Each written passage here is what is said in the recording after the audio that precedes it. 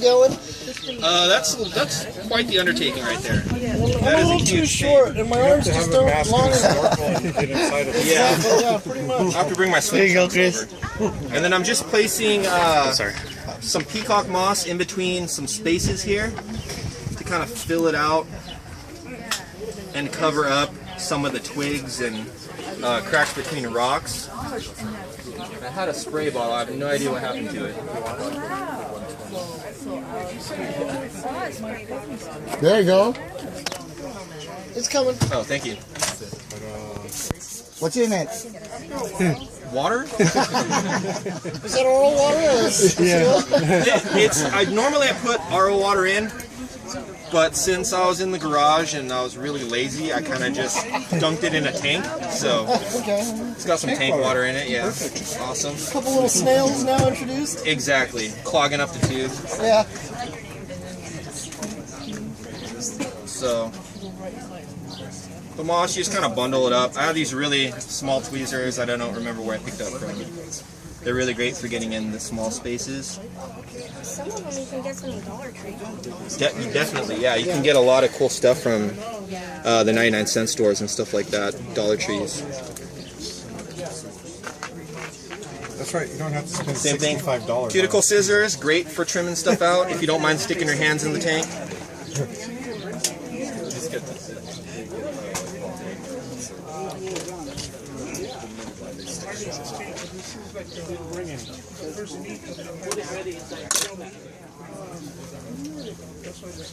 What I can do is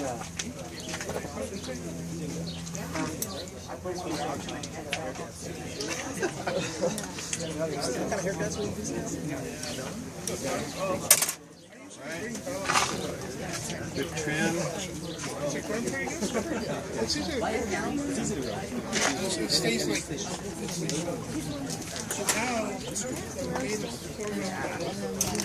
And I need water. She's making them. Go ahead and use the water here. Look at the rest of the snails. Exactly. Clump, clump, clump. Just snail this up. Yeah. Spread the life. Yeah.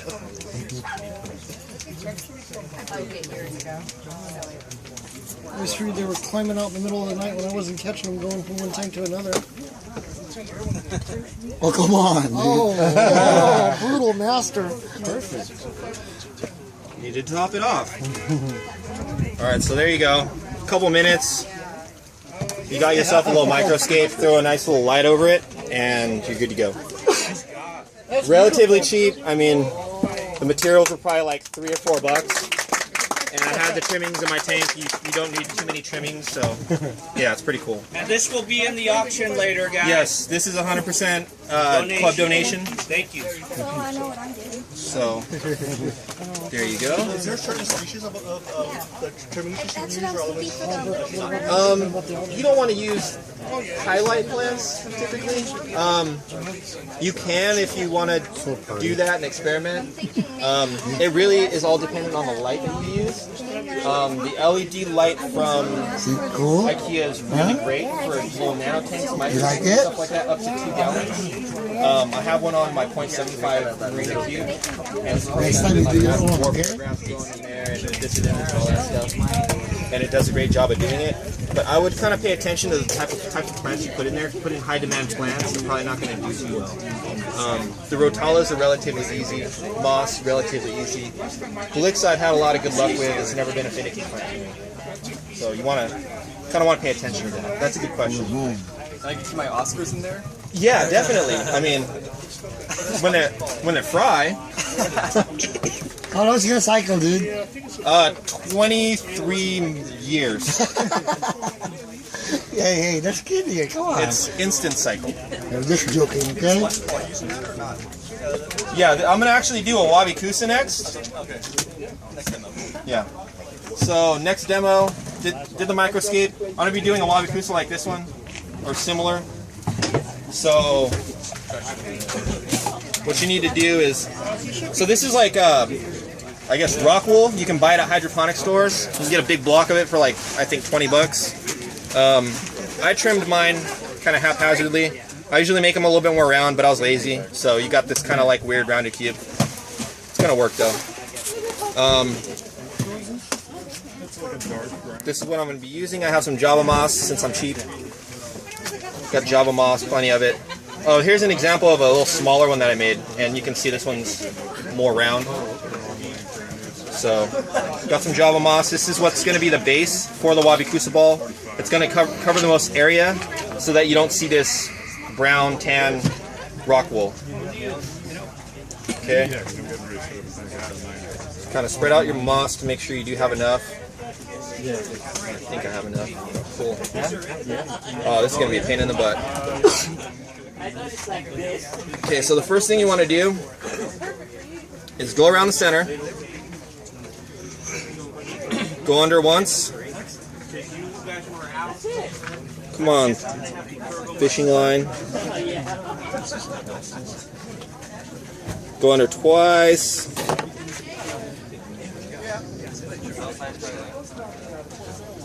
Try to get it tight.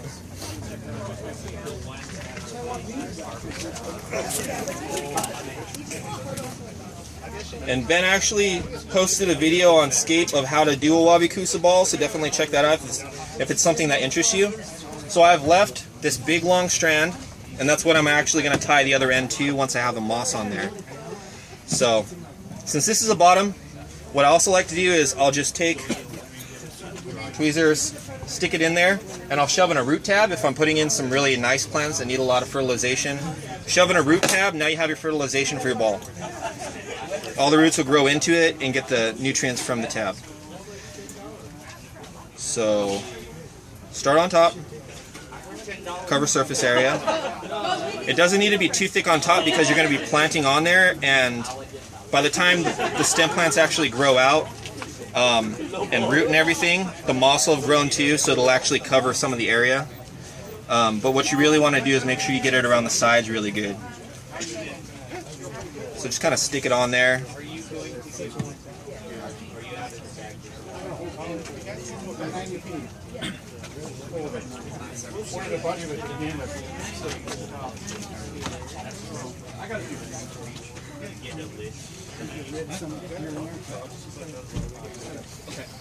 And I'm just kind of cupping the moss onto the ball to get it.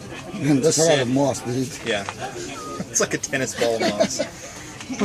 You definitely don't want to try to do this with Ficedens. It's going to be a pain in the butt.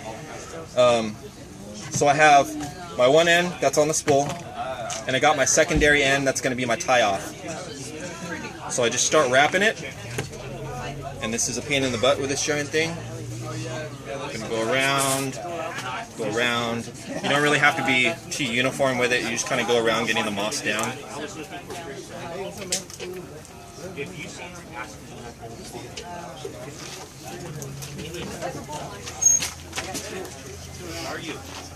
And I think this is the most tedious part of making a Wabi-Kusa ball, is the tying down of the initial moss, just because you have to go over so much of it with the thread, and I'm using fishing lines, so it's probably going to be hard to tie.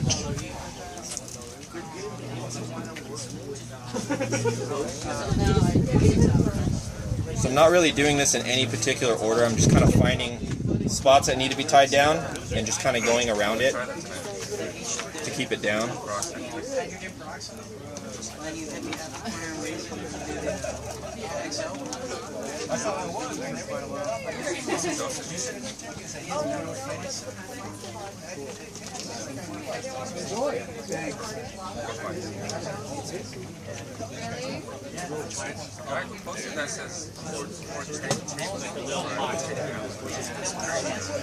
So take a little excess, trim, get that first piece that you left on, tie it to the new piece that you just trimmed off the spool, make a basic knot, doesn't need to be fancy. I usually do a double loop, 1, 2, holds tighter.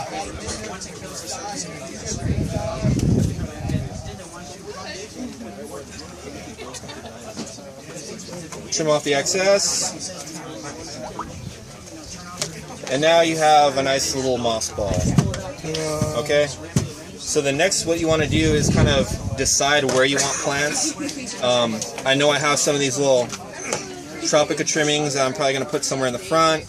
The hydrocotyl is going to spread out and kind of roam, so I want that kind of like on the bottoms, because if I put it on the top, it's going to drape over everything, so I want to make sure I put those lower. Blixa, I'm not sure how this does immerse because I've never grown it immersed, but I had the trimmings laying around, floating in a bucket. Definitely the taller stem plants like the high-growth sunset I want to put at the top, because those are going to grow relatively tall and cover up everything. I got Limonophilia aromatica, that's going to go on top as well. And typically you want to plant an odd number of each species of plant. It's just going to look better. If you plant an even number, it's going to look like too much of a line or too square. So you kind of want an odd number. Let's see what else.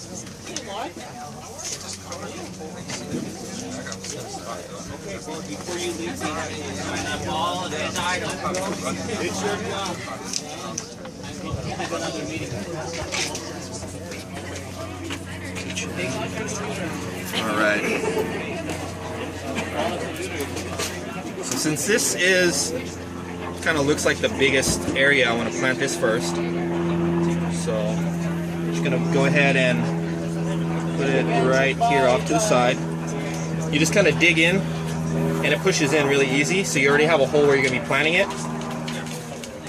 You can take some smaller tweezers now and just kind of push it in. It's not cooperating too much with me. Alright, and I don't have water for the spray bottle. Would you be able to get me some water? Yeah, cool. And then next I want to do stem plants. So I'm going to do the high grow in the back, find the tall stem.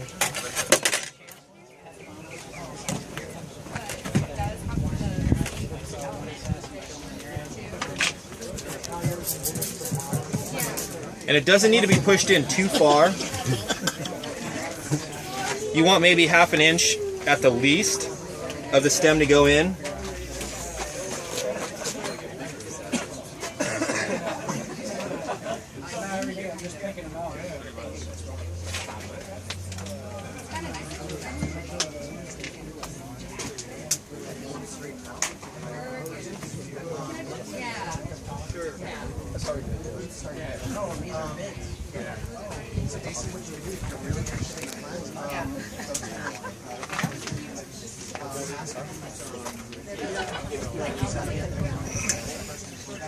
Alright, so right now we have the moss ball, we have some blicks on the side, and we have the high grow that's going to grow really tall right in the back in the center. I'm going to go ahead and I'm going to start planting the aromatica. And I'm going to kind of offset that a little bit because it is going to be a very intense plant with a lot of interesting textures and colors. And if I plant that dead center, it's going to just draw too much attention to the center of the ball. So I kind of want it off to the side just a little bit to make your eye wander, if that makes any sense.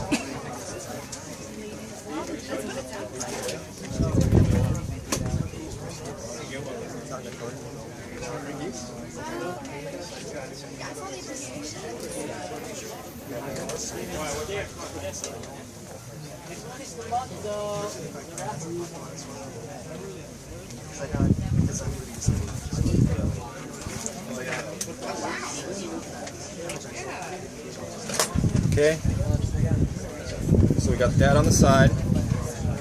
That's what it looks like so far. I'm going to start getting some, let's see what I got here.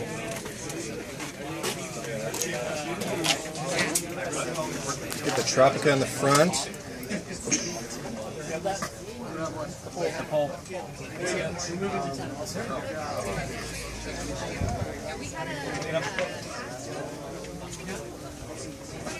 Right here, right here.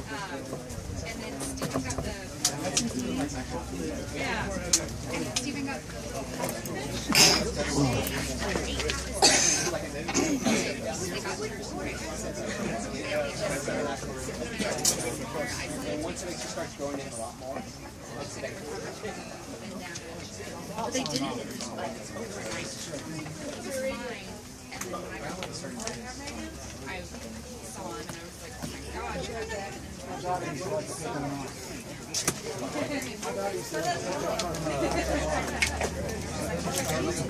Alright. Let me get some hydrocodone in there.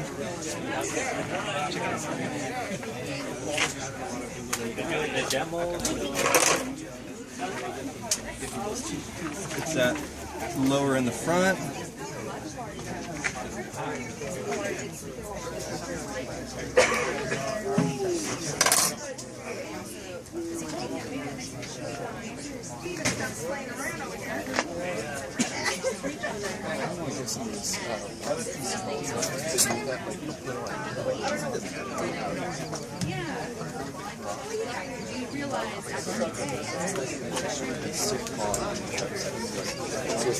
Covered moss and plants. Basically, it looks like a what's that avatar where it's like on like the big cliffs and it's like this plant's growing out of the rock. Yeah, just so it's growing out of the rock. Oh, that's cool. Alright, and to fill some space, I have some rotundifolia that I'm just going to trim up short. I'm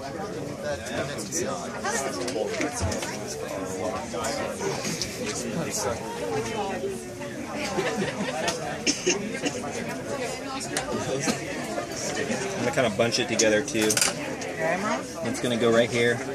Typically, rotundifolia does grow kind of tall. You would want that more in the back, but I'm not too worried because it's relatively easy to trim. And once you do start trimming it and trimming it low, it does form a nice bush.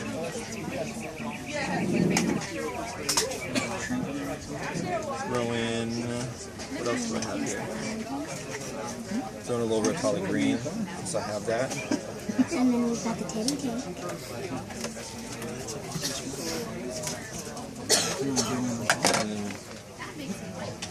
A little bit more hydrocodone. Because the front does kind of look a little bit bare.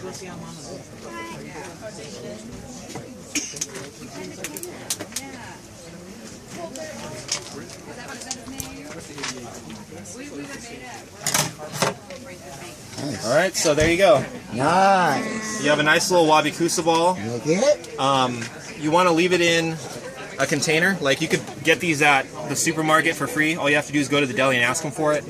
They'll give you a nice lid for it. And it is relatively watertight, or not really watertight, but airtight. So it'll lock in a lot of the moisture, and that's what the plants need while they're transitioning. They need really high humidity. So you can pop the ball in there.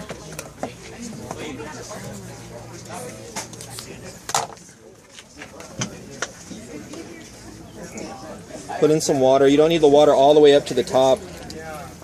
You just need a good amount in there. The ball actually acts like a sponge, so it'll soak up the water, giving it to the roots. And then pop your cap on there. Put a light over it. You want to leave it in here like this for about 2 weeks before you actually start letting in more air. Because eventually the plants will start transitioning, rooting. They'll start growing. Once you start seeing that happen, you can poke a hole into the top. Wait a couple days.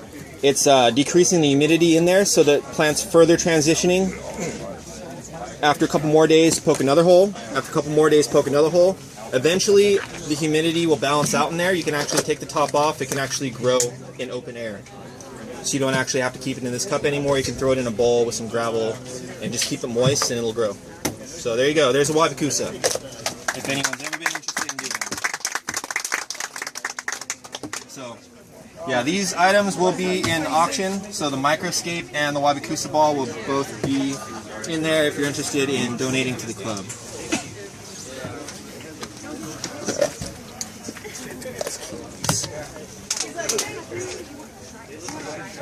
This is nice, huh? You gotta beat high, okay? She's bidding?